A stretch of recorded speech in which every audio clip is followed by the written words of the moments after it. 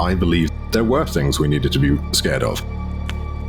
The things hiding under our bed or hiding in the shadows or in the woods. There were things other than bears and wolves and cougars that we needed to actually be aware of. Things that are more on the folklore, the fantastical, the mythological side of things. That when you hear someone torn to shreds down at the dockyards, that we don't think serial killer, we think werewolf. And there's always this kind of fear, of what lies beyond the light of the campfire.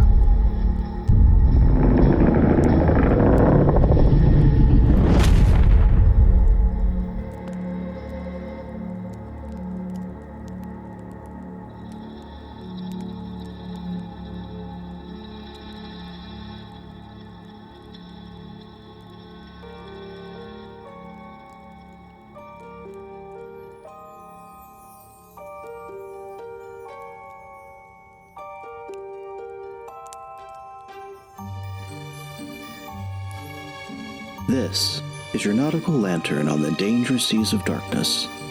Let's push off from the placid shore of the status quo and explore what's beyond the horizon. I am your host, BT, and this is Truth and Shadow, your podcast of the supernatural.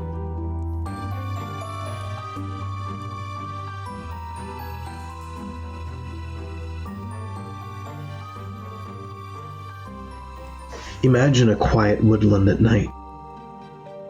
A place older than the oldest books, where shadows stretch long across the moss. It's a realm that exists just on the other side of a veil, close enough to feel, but too distant to touch. The air is thick with forgotten names, and every rustle in the underbrush feels like an invitation to listen deeper, to see past the mundane. Here, under the light of a crescent moon, live the creatures we call the Fae. But don't mistake them for the sweet little sprites of children's tales. The Fae are something wilder, stranger, and older than any comforting myth. Their smiles are as sharp as their eyes, and while they might be amused by mortals, they are never to be trusted. They live in the spaces between things, where reality frays just a little bit. Maybe you've felt it. A sudden chill on a summer's night, or the way the world changes when you wander too far from home. They're the spirits of lost places, the keepers of strange bargains. Offer them a favor and they'll give you wonders, but be sure to measure the cost. For what they take in return is never what you expect. We've heard the stories, dug into the myths, and maybe we've even felt the hairs on the back of our necks rise when we're alone in the woods. But there's a question that keeps me up at night. What if it's all real? What if the Fae, those ancient beings we've written off as fantasy, are still out there? It wouldn't be the first time humanity has ignored the things it cannot explain. We might dismiss the Fae because we can't fit them into neat little boxes. But if you ask me, that's the exact reason we should be paying attention. Because the unexplained, that's where the truth lives, in the cracks and the forgotten stories. So next time you find yourself in a place that feels off, maybe trust that instinct. And if you hear a whisper in the wind, or catch a glint of something in the shadows, remember this: they very well may have been here long before us. And they're not gone. Not yet. The question remains, are we ready to face them, or will we look away, like always?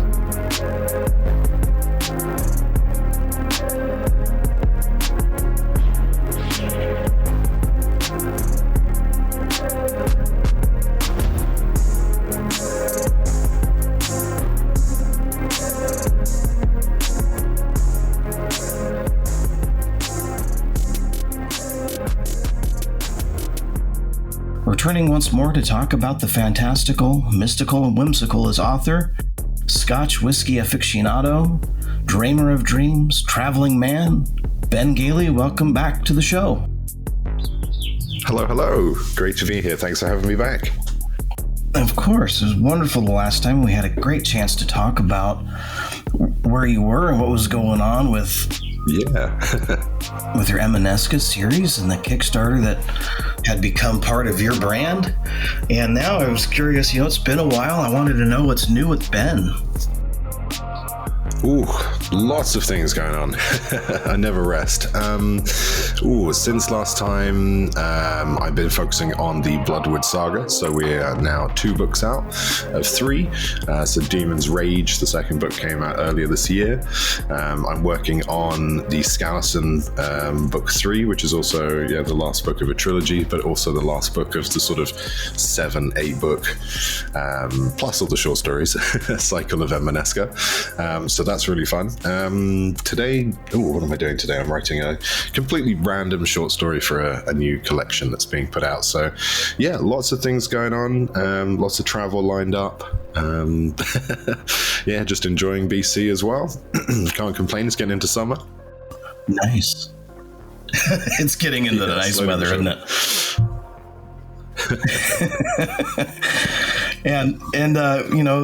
This is one thing that some people out there who might not have the artistic mindset and they might not understand, but authors commonly carry around with them a notebook. And the other day on Facebook, you were so brave to show off the "In here hides the hidden gems of 1,000 stories." 1,000, but get in there. I have a notebook that goes... Well, I mean, it stays usually in a safe place, but it does travel around with me a lot, and it was the other day. And I have like a digital version of it as well.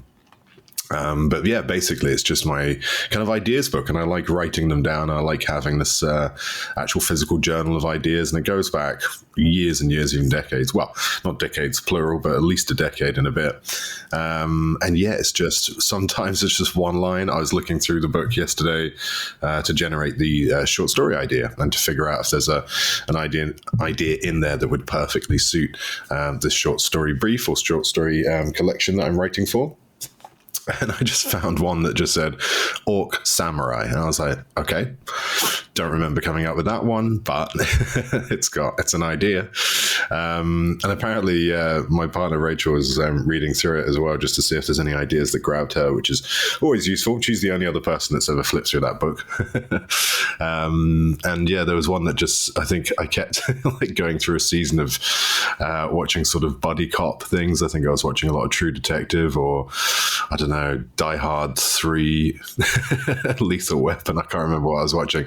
And I've just put buddy cop fantasy several times in there. So I don't know what kind of, stage I was going through. But yeah, it's fun. I like having that kind of reservoir.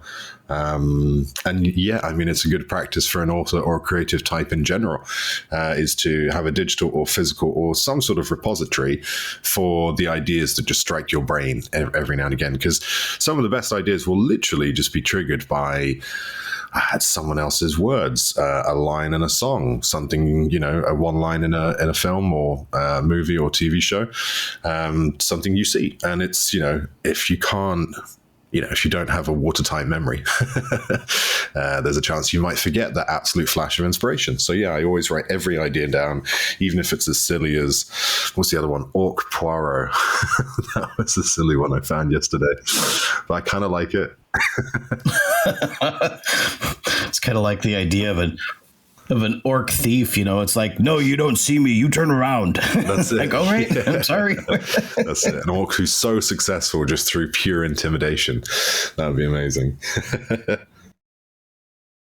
It's kind of like the other day I flippantly threw out there, says it would be great if there was a vampire novel antagonist and all he did was turn vegans to vampires. I like that.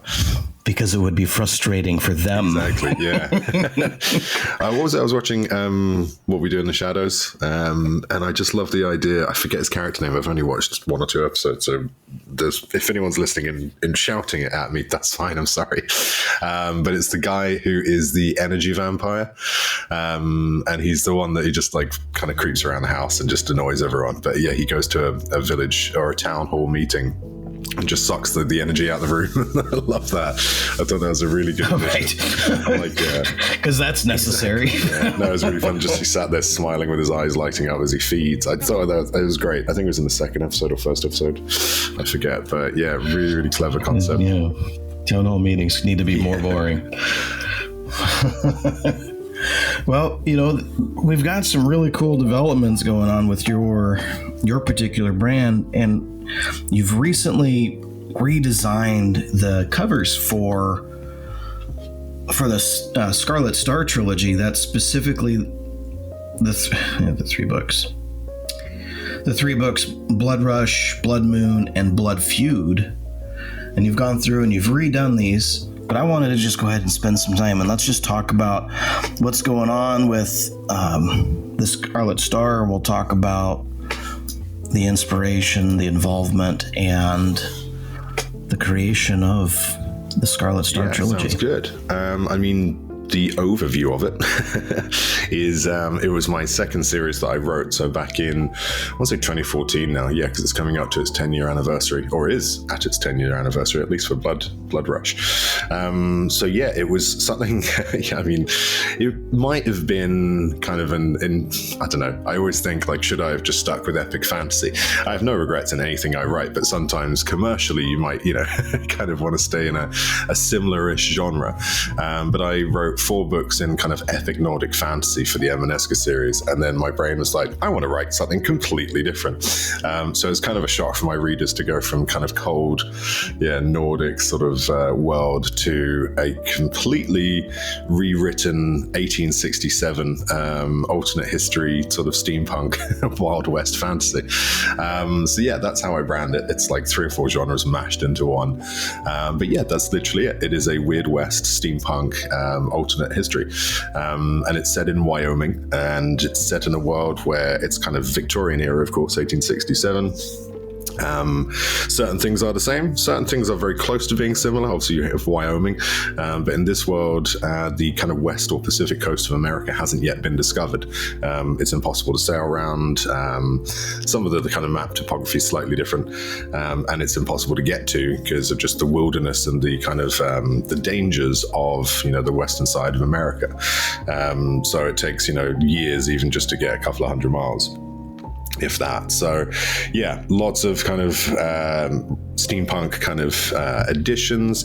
It's not kind of too heavy on the steampunk, it's more of a setting, but in any case they are trying to kind of pierce their way through the wilderness using train tracks. So lots of kind of like trains in the first one, then there's a couple of airships and sort of steamwork or clockwork technologies, which is kind of fun. It's kind of light on that. It's not definitely it's not very, very steampunk, but yeah, it's also inspired by a new magic system that I wanted to explore at the time, which was the idea of blood magic, which has been around for millennia.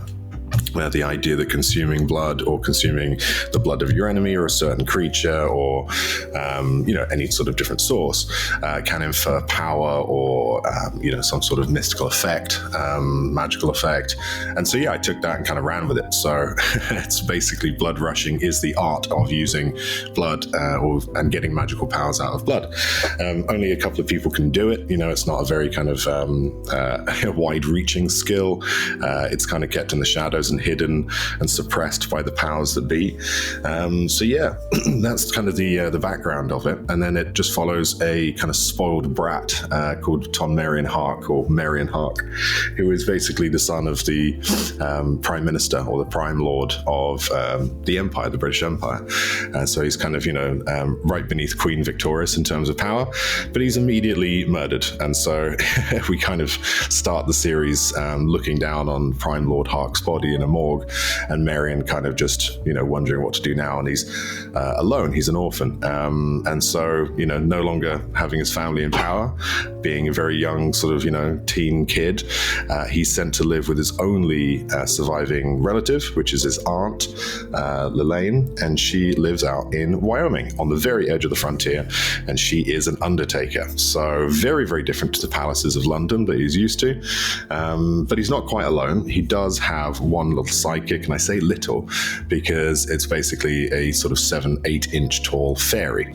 Not kind of your Tinkerbell fairies, not a Disney fairy. It is a very, very hardcore fairy called Rin Renar.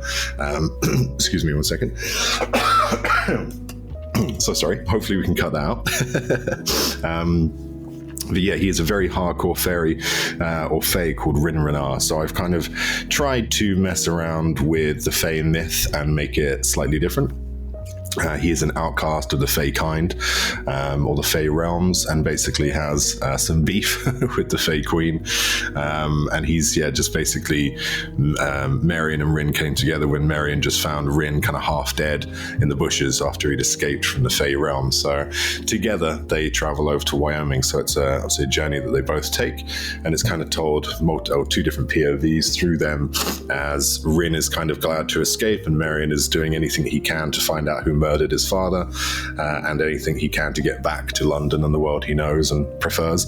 But of course, as all great tales, well, hopefully great tales, but all fantastical tales, obviously things change. He suddenly discovers a power, a history, a darker and kind of older side to his fantasy or his family line. Sorry, his family line, not his fantasy. And yes, adventures ensue. Weird and wonderful things are found in the wilderness of Fell Falls in Wyoming. And then the series just continues from there, and it kind of just builds up to a great crescendo as they journey back to London, or fight their way back to London. And it's something, long story short, it's a story I'm really proud of, I really enjoy, and that's why I've chosen to kind of, for its 10th anniversary, not necessarily rewrite it, but just polish it up here and there, obviously give it fantastic new covers, and relaunch it later this year. Right. And there's like I said, there's going to be there's a handful of topics within this particular trilogy that I thought we would look at. For example, like you said, steampunk is kind of there, but it's mostly just an accepted technology, the way that we accept modern air travel or modern car travel as a way to get around. They accept the fact that there's these modes of locomotion, there's airships, there's trains, there's things that are conveyances that get people around, and they're in the background. They're not something that was a primary sort, because once again, the focus is on his kid and on his sidekick, and his faith. And we have this political intrigue that's going on between what's going on with the heir of the empire kind of thing, and we've got Ren, as you spoke about. And so let's talk about your particular view of utilizing Fae, and kind of, let's talk about who the Fae are, from, historical counts. We're talking about F-A-E, not F-A-Y. So they're not Disney fairies like Tinkerbell. But we should draw the distinction. We should explain exactly what we're talking about when this is the topic. Yeah. So, let's talk about the Fae then. So, F-A-E is kind of my spelling, or chosen spelling. It's kind of, I don't know, I've added vampire with a Y before to my books, which I quite like. So I like messing around with sort of more archaic-esque spellings, or more kind of unusual spellings, to kind of differentiate between, that. A lot of Fae fiction has been written. I'm not the only one to kind of either add a darker edge to kind of fairy myths, to be honest, because they were originally dark anyway. The whole idea of kind of the beautiful, magical kind of fairy dust, sort of, shining light kind of fairy, obviously popularized around the time that I've set the book, or set the series.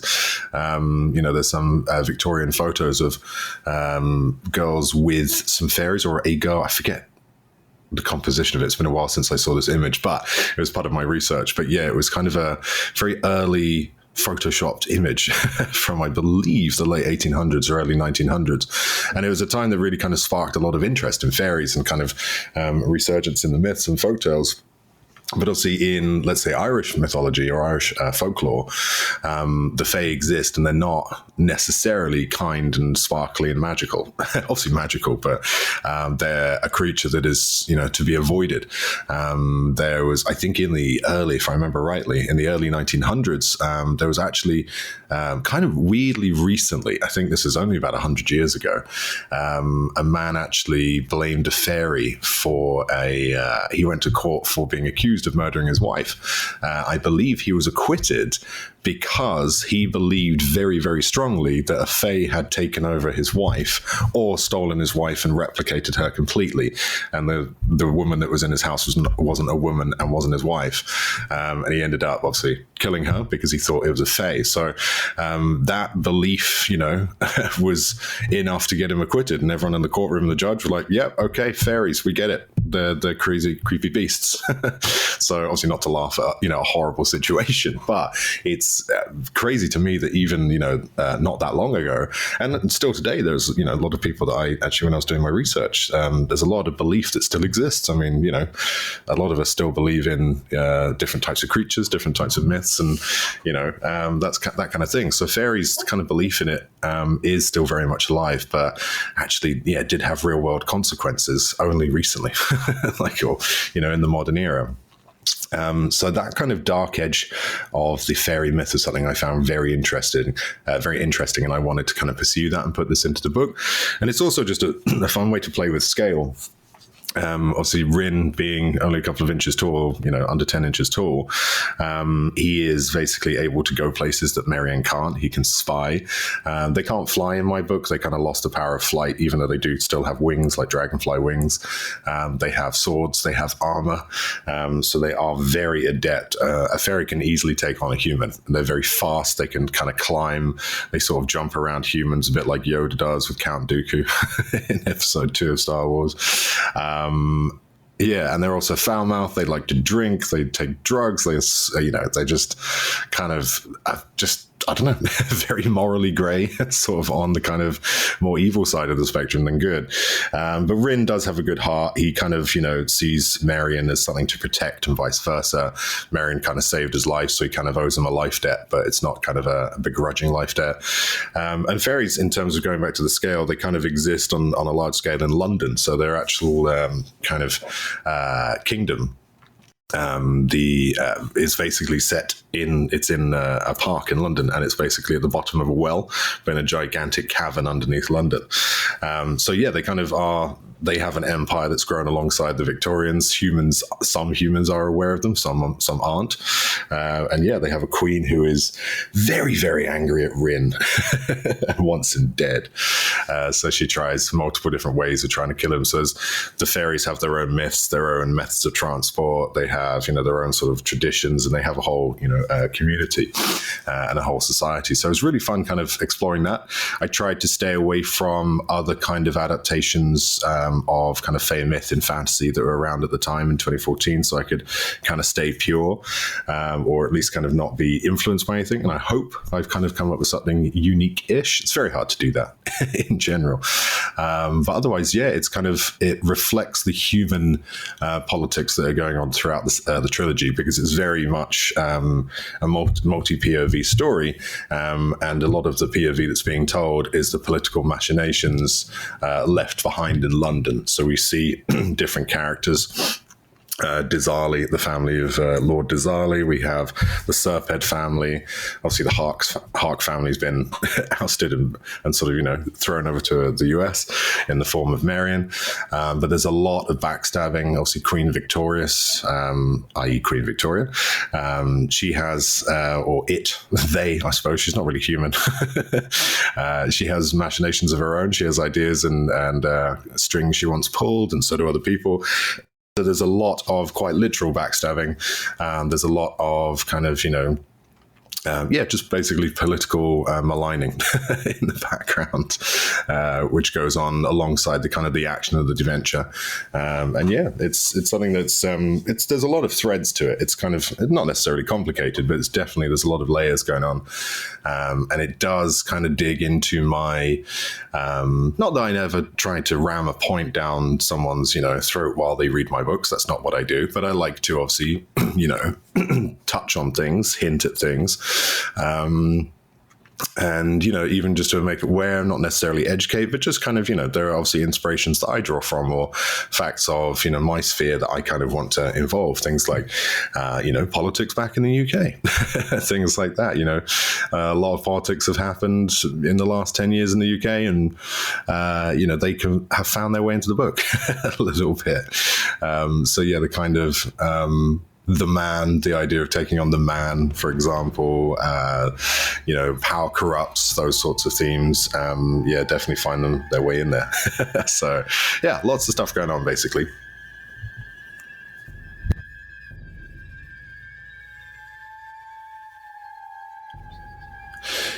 It was beginning, yeah.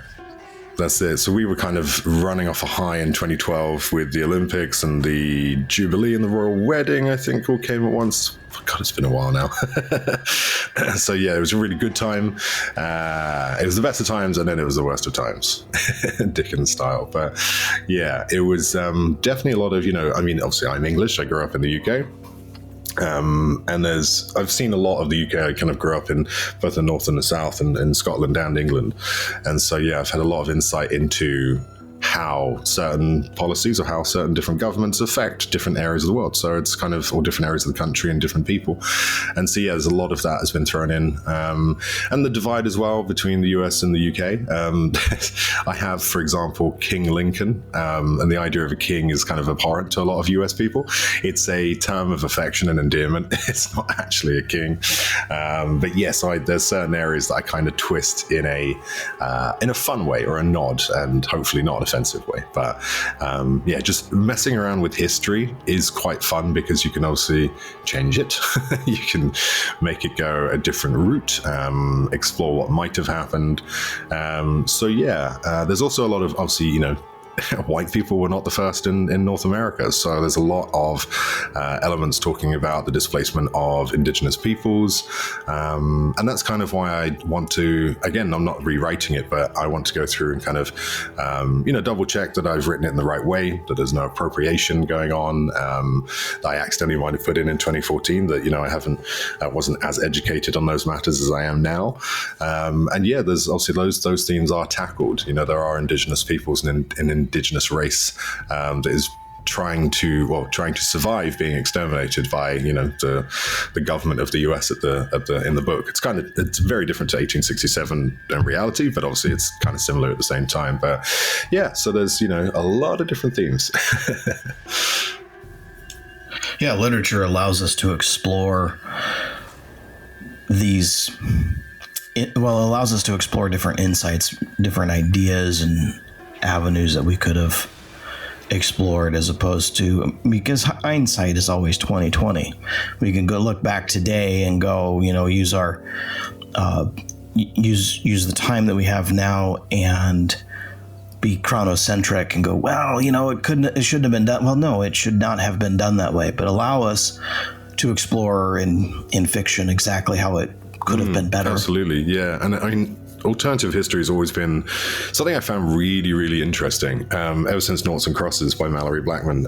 And I was just, switching something, the idea that there's, I'm going to forget the name of this book, but I read it ages ago, where it's Cortez never made it to South America.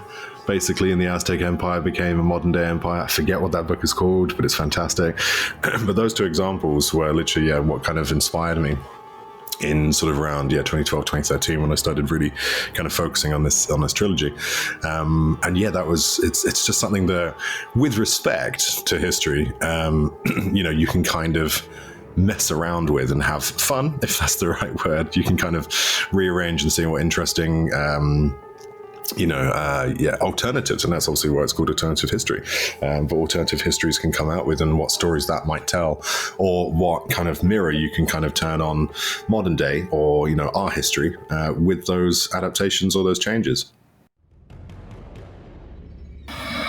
Exactly, and then you can explore how if you're looking at a reality of a fey kingdom growing almost side by side, a parallel really, with, say, the humans and their civilization and their culture rising, you can really explore what is being shared between the two of them, either accidentally or symbiotically, and it develops these ideas that otherwise couldn't be explored, and it gives us a safe place to do so. No, absolutely. And I mean, I could have just left the alternate history out of it. I could have just had 1867, but that kind of makes it difficult with obviously what was going on geographically. Obviously, the West Coast had already been discovered. The Trans-America Railway was about to meet, basically, in Wyoming. Just coming out of Civil War. There's which does feature as well. All sorts of American history. No, absolutely. One of the main characters, Lurker, who I shared some art of the other day, he's a veteran of the Civil War, as well as a freed slave. So there's a lot of nods, obviously a lot of, for a fantasy book, historical accuracy ish, but not. There's certain things that have still happened, and it's basically a lot is just very slightly different. It's about kind of like 20% removed, parallel universe kind of thing. But that allows us to do all sorts of interesting things, especially explore the ideas of magic. I mean, we talked about that with Eminenska a little bit. And here in the Scarlet Star trilogy, you've got, like you said, a blood magic where if you consume a insect, you get a certain kind of power from, and that's it. Quite a unique system, but it's not like anybody can just pick up a slug and turn green or whatever. No, that's it. Yeah. So, I mean, it was quite fun coming out with that magic system because it's a very hard magic system. It does have rules. It does have guides, so much so that at the back of every single book, and this is something I'll be keeping in the re-release versions later this year. But I have an Ars Magica where it details every single vein, there are 6 veins in blood rushing. And like I said, not everyone is a blood rusher. It's a specific kind of, line of DNA, of heritage. Certain families have it, certain families don't. And so, if you are a blood rusher, usually you can tolerate 1 or 2 shades, as it's called, i.e. 1 or 2 different types of creatures' blood within a vein. If you're very, very lucky, you can be a leech, which is basically the ability to handle multiple veins, multiple shades, all sorts of things, basically, at once. And then you have the lamprey, which is someone who sticks to one type of blood, and that is human. So there's elements of vampirism in here, but it's more about the idea of using human blood to prolong or to keep one alive, or make yourself slightly stronger or healthier, etc. So there's that kind of blood rushing exists as well. And then in the veins, you've literally got mythical, mammal, reptile, fish, avian. I forget the other ones now. I've gone through insect. I think that's it. And so if you, for instance, take centipede blood or Ica, you will develop armor all over your body. So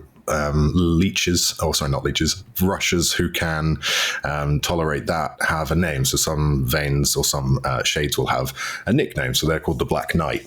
And so, if a rusher can take centipede, they are Black Knights. There's other ones as well. For instance, Lurker has some rushing abilities.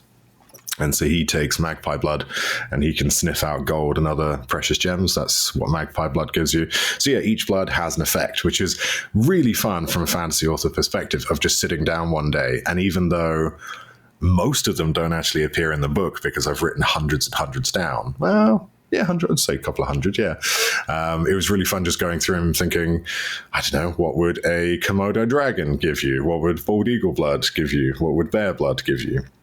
So yeah, and then on the other side, you've got people who are experts at, withdrawing blood and refining the blood. So that's where you get letters, i.e., blood letters. So you sort of have this kind of sort of like a supply and demand almost. Letters you will find in places that can supply certain different types of blood. Letters in different countries can obviously have different access to blood, but it's all very underground. I kind of rewrote the history so that the Renaissance was a kind of rise of blood rushing, and it was basically stamped out and destroyed kind of in 1700s, 1800s, 1900s onwards.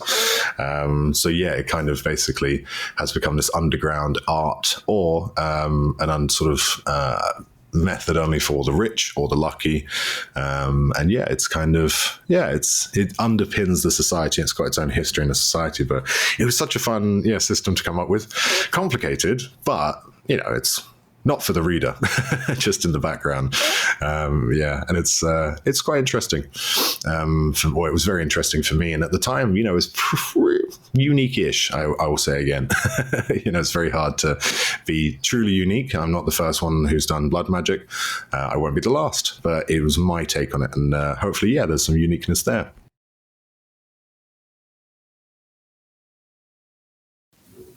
Well, yeah, I mean, this is an opportunity to set basically what you would call, or what a fiction author would call, a hard magical system. And that allows the reader to understand exactly what's going on so that they know A equals B causes C, and they're fine with it, and it's predictable and they understand it. What I enjoyed was the fact that you threw in the animosity that develops amongst the normies, right? That normal people have a grown fear, and even like stories that grow up. Oh, this will happen if you're near one, and there are all these like little stereotypes that would build up, and in a normal society. Yeah, and then there's kind of hints to the idea that lampreys were the vampires, therefore that's why they kind of went, underground or hidden or in secret societies, and the idea of, stealing people's blood in the night, for nefarious purposes. I mean, that kind of, hints at the vampire side of things. And it's even, to be honest, that is probably the main inspiration, I would say the main inspiration for the trilogy, and it's why Blood Rush starts off with a completely random passage that is not related to the book. It's not big enough to be a prologue. It's bigger than an epigraph, but it's just basically a page and a bit of kind of just a little discussion that was something that I just, when I sat down to write the book, I wrote this first, and it was designed to be a note, and then it actually just stayed like in the book. But it's literally just a discussion of people's fascination in the real world, people's fascination with myth and mythology and folklore, and basically, the things hiding under our bed or hiding in the shadows or in the woods. And it kind of, I believe that it comes from a time when there were things we needed to be scared of. There were things other than bears and wolves and cougars that we needed to actually be aware of, things that are more on the folklore, the fantastical, the mythological side of things. And so, this passage discusses that when you hear, the example I was used was someone torn to shreds down at the dockyards, for example. So kind of Victorian example, but the idea is that we don't think serial killer, we think werewolf. Or most of us do, or some of us will do. And there's always this kind of fear, of what lies beyond the light of the campfire. I kind of discussed that, and that is an element that feeds into the book as well, of the unknown, and of the trampling of folklore, tradition, and the old world by the new world. So obviously the Industrial Revolution is, still ongoing in 1867. It's been going on for a while at that point. And so there's a point where the fairies relate it to, talk about that. And they actually say, so you tried to trample our empire, so we'll trample yours, kind of thing. That comes in more into the Blood Feud or the last book in the series. But yeah, it's definitely mentioned, and it's definitely, it's not just a hint, it's quite literally said by, I think, the Fairy Queen. And that happens as well with the kind of relates to what's happening in Wyoming at that point in the book, which is obviously, the indigenous people being ousted from their their lands, and obviously being at war essentially with the invading people of the US. And so there's a magic versus technology kind of battle in the first book as well. And there's basically where you get these indigenous mages, these wizards that can control magic that's completely independent of blood rushing, and they can take on these Gatling guns, these obviously mechanized machine guns from the 1860s. I think they were invented just a couple of years before in the real world, Gatling guns. But yes, so obviously they roll out these guns against these wizards and are destroyed by these wizards' power. So you get this raw kind of like natural power that these indigenous people have, this indigenous nation. And so you have that kind of side of things, and it's something that they can't beat with technology. So it's kind of the failure of the all-powerful technology against nature. And that, again, yeah, like I said, fits in with the Fae, fits in with what they kind of think about the humans and the British Empire. So yeah, it's kind of fun it was kind of interesting to touch on that and to tackle or take on that idea of, empire above everything, technology above everything, which is something we still, focus on and struggle with. Well, yeah, exactly. It gives us an opportunity to explore something like, ethical dilemmas, right? We look at the opportunity that there's an ethical dilemma that grows, and it's, it gives the author, for example, Ben, how do you deal with, this introduction of magic, or in a steampunk kind of world? How does that challenge the moral or ethical beliefs of characters? How did that affect Rin and Marion? Yeah, exactly. I mean, it's useful because Marion's the vehicle for exploring the world. Like, Rin's obviously aware of some magic. The fairies don't have a lot of magic. They can kind of, they have heightened senses, obviously, that sort of thing. They have heightened strength for their size. Some of them can kind of shimmer. They have their own folklore and they have their own magics. They have access to, like ghosts and banshees and things like that exist. But yeah, they have very little magic. So they don't actually know anything about blood rushing necessarily, or Rin definitely doesn't. So it's a very kind of, not necessarily chosen one. Rin or Marion, neither of them are chosen ones necessarily, but it's sort of like a classic fantasy tale of a boy who thinks he's nothing turns out to be everything, or a very kind of important something. So yeah, it's kind of that sort of classical tale.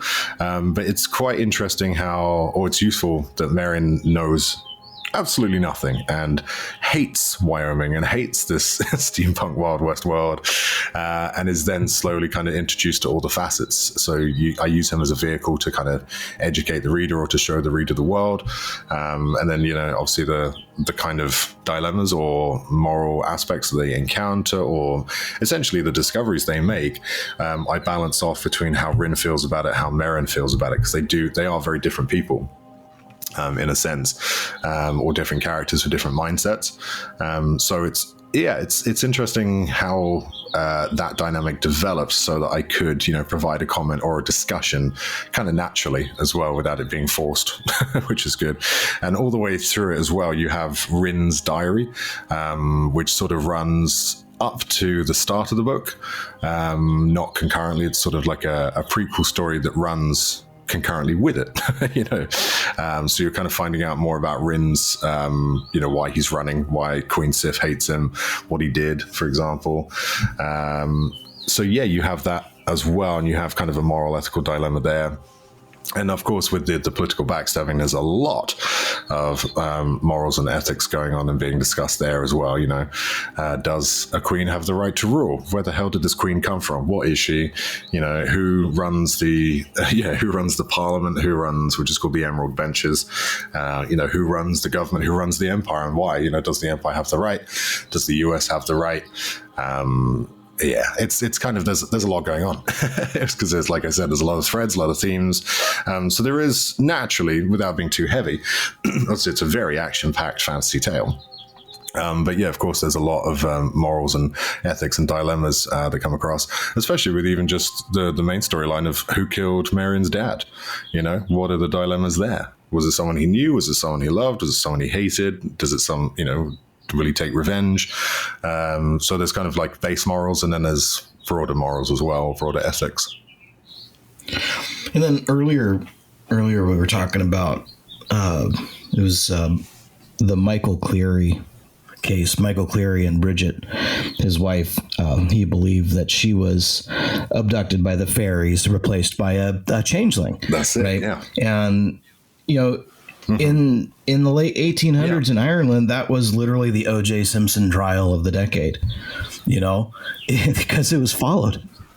It was late 1800s. Yeah. It was a couple of years after the period that you wrote for your story here. But, if you think about it, it's like, what kind of hidden histories or what kind of secrets about the world are you revealing through the lens of these fantastical elements with the Fae, as opposed to the alternative histories with the humans?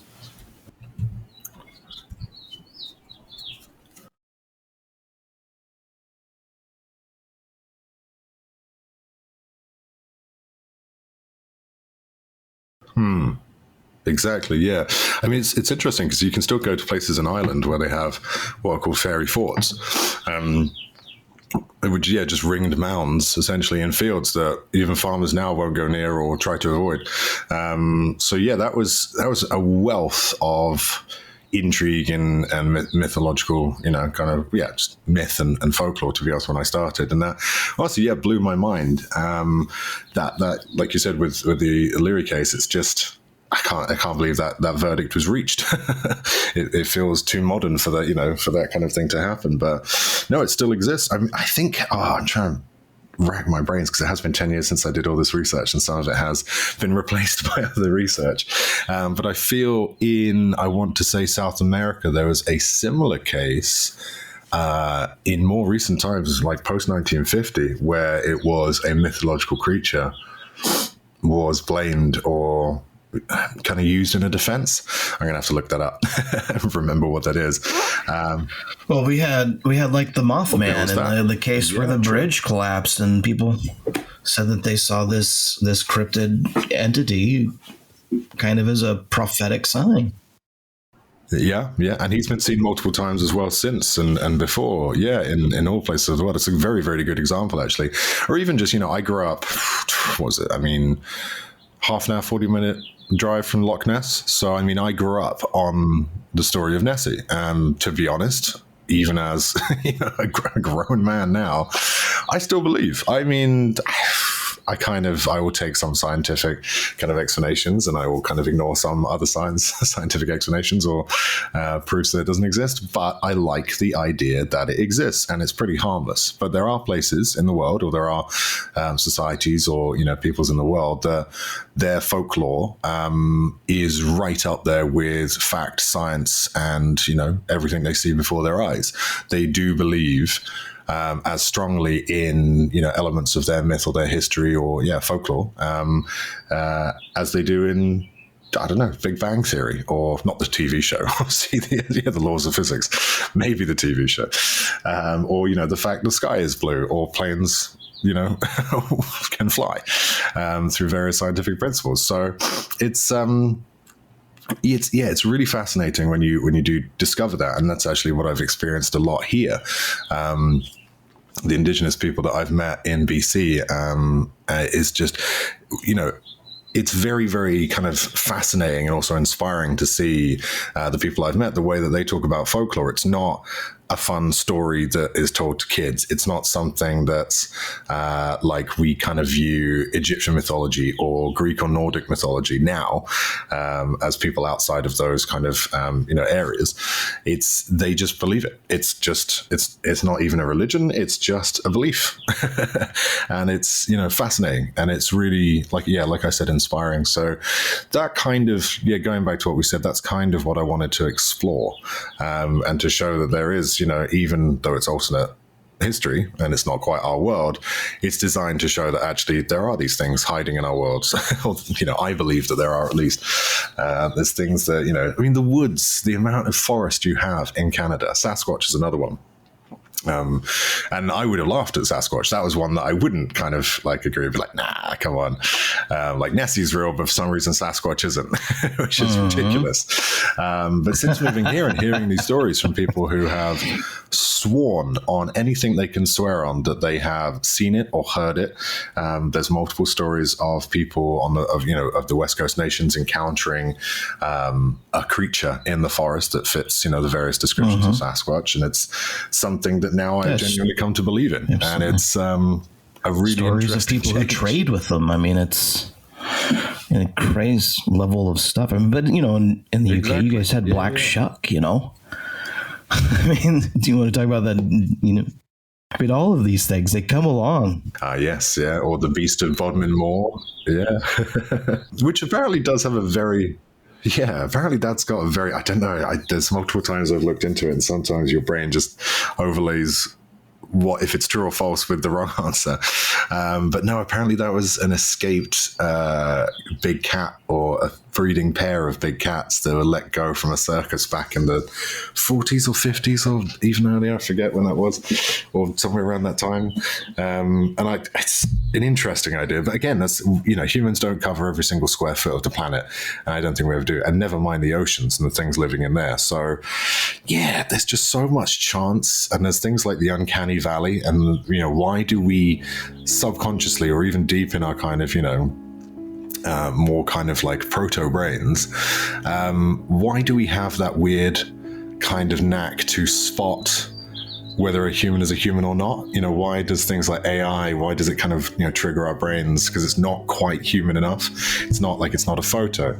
And there's but yeah, things like androids or prosthetic dolls or things like that. It's the uncanny valley just gives us the creeps. But why? What is the reason for that? Was there a time in history where we had to be very, very good at spotting whether someone is impersonating a human or whether it's a real human? Is it a skinwalker? Is it a changeling? Is it fae? Is it, a vampire? Something like that. So yeah, I don't know. It sounds whimsical, but I am very much a believer that there are things out there that we have no idea about, and they shouldn't just be relegated to fairy tales. And so yeah, that's kind of what Scarlet Star Trilogy was kind of based on. And I believe, that kind of continues throughout the whole 3 books. That allows us to kind of develop, it allows us to explore the presence, right, of a fantasy world and how it would affect arts or literature or even pop culture. I mean, it affects the pop culture of the world that we live in today. And, there's new traditions, new holidays. When we merge the two ideas of reality and fantasy together, we get these new kind of things to do. I mean, Ren fairs are not really just people dressing up, in Queen Elizabeth I clothes. There's people dressed as elves and other kinds of fae folk. I mean, we're combining reality and fantasy. 100%.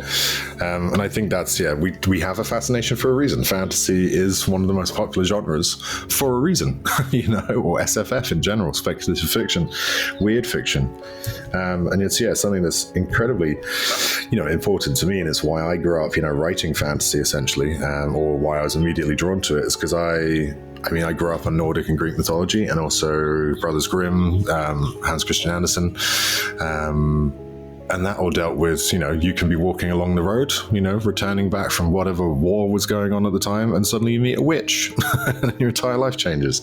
And it's that kind of thing that's just, I find really, we've always had that. And I think even in the modern era, I think the fascination with cryptids has only increased, to be honest, in the modern era, because we're capturing more weird things on door cams, ring cams, CCTV, phones, all sorts of things, dash cams. I to be honest, I lapped that up. I am always watching YouTube channels about cryptids.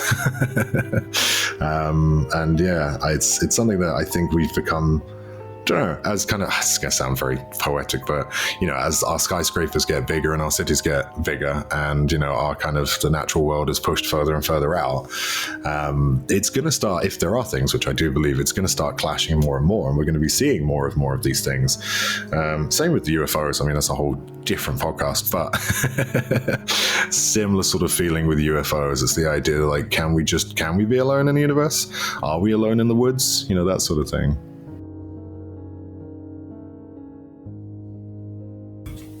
Well, as we begin to wrap up, Ben, let's talk about some of the other things you do. You're not just a writer, an author. You also consult new authors. I mean, the thing is I think that people should tell whatever story they should tell, even if somebody has already done it, because no one will tell it through your lens. And I think there's value in that.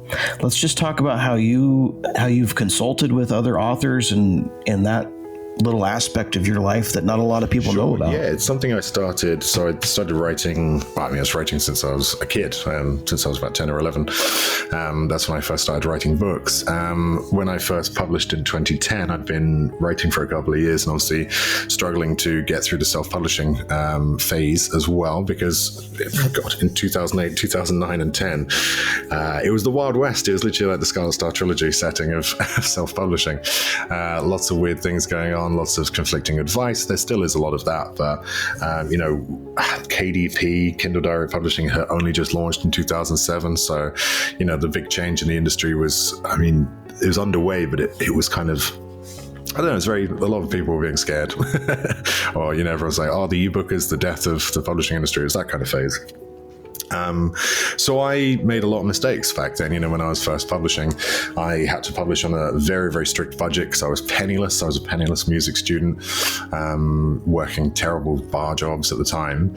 And so, I just felt compelled to obviously change my career and become a full-time writer. So I had a lot of passion, and not a lot of time and not a lot of money. So, for example, I didn't edit my book. I edited it myself, but I couldn't afford a professional editor. And obviously that's a big no-no if you want to be successful in the self-publishing world.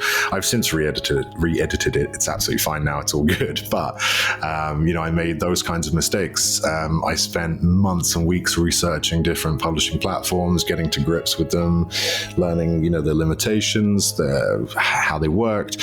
Almost fell into the pitfall of paying one of the companies, such as Author House, one of the Author House umbrella companies, which obviously very, very bad news for most authors. They will charge huge amounts and deliver a very substandard product to you at the end. Very hard to break even via those. So I almost went for one of those companies and used them. Very, very, very, very glad I haven't or didn't. And I've helped a lot of authors escape or avoid them or extricate themselves from them in recent times or since then.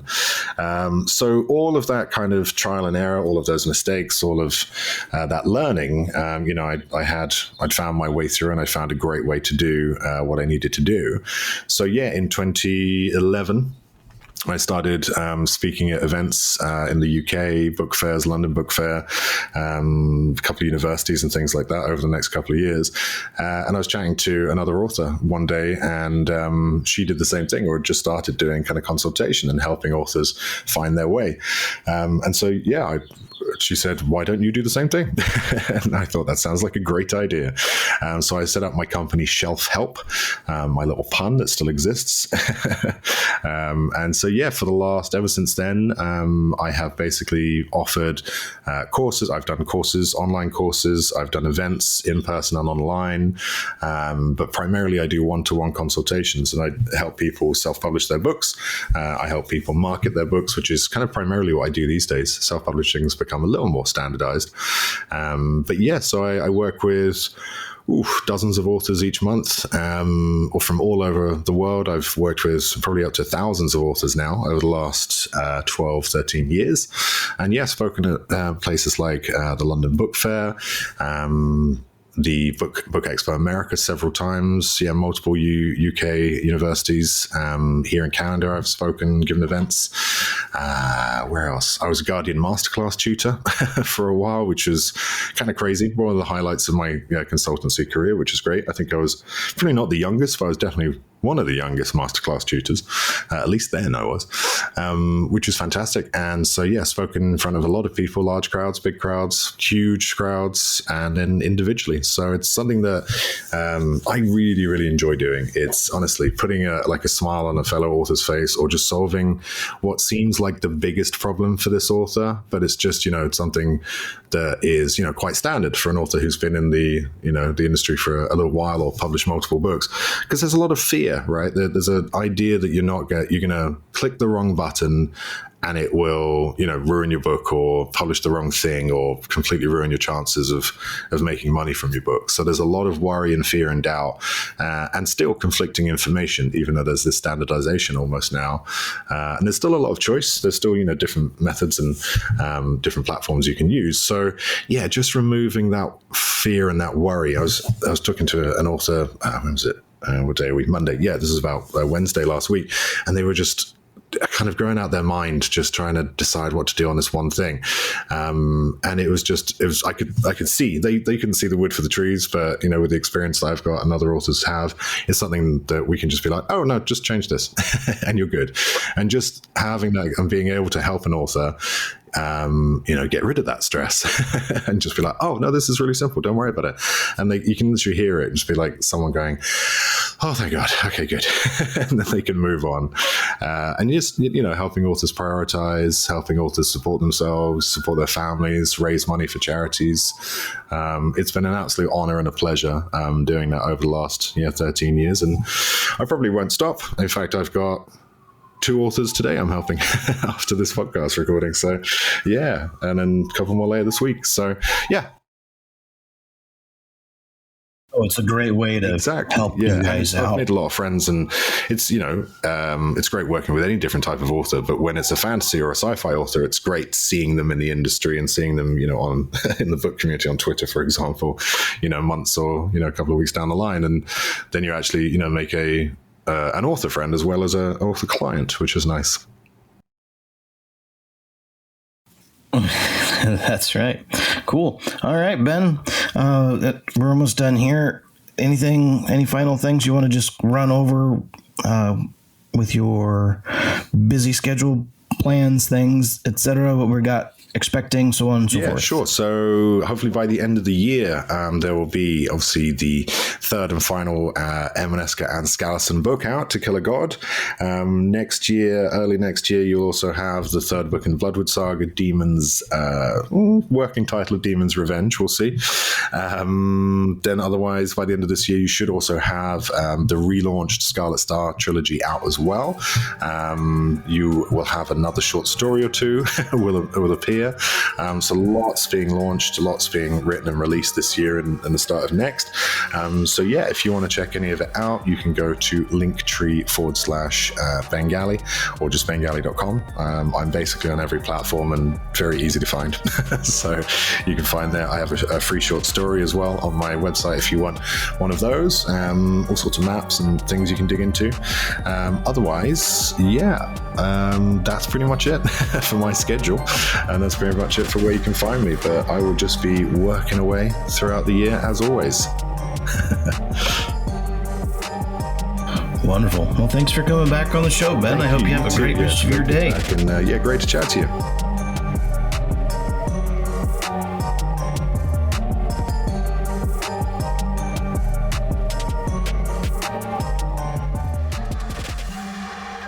Thank you for listening.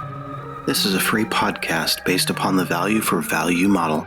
If you find value in this, or any episode, you can return that value by liking the show, subscribing to this channel, leaving a review, or sharing with a friend on your social media accounts. You can also donate on my website. Thank you again. This is BT for Truth and Shadow Podcast. You are the light in the darkness.